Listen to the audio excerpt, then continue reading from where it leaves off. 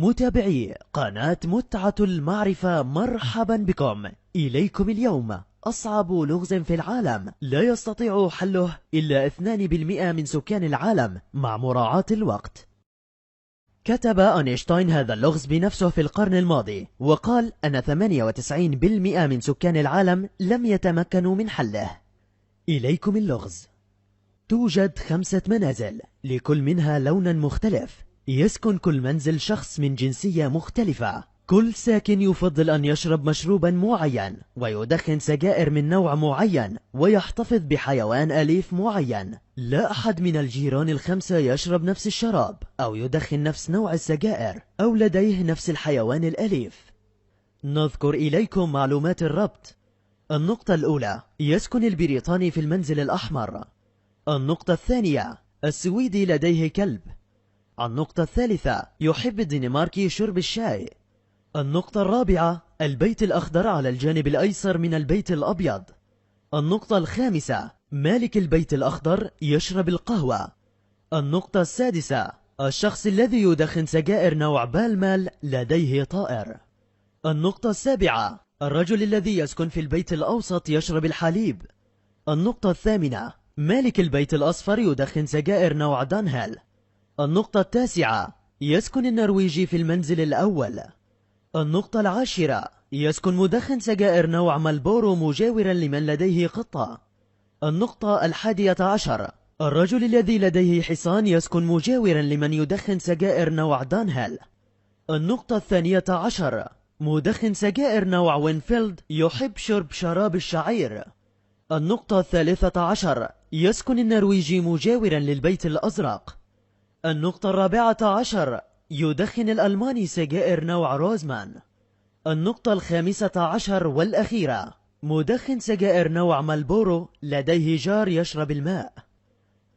إليكم المطلوب: تحديد لون المنزل والجنسية والمشروب، نوع السجائر والحيوان الأليف لكل واحد، مع توضيح من منهم حيوانه الأليف هو السمكة.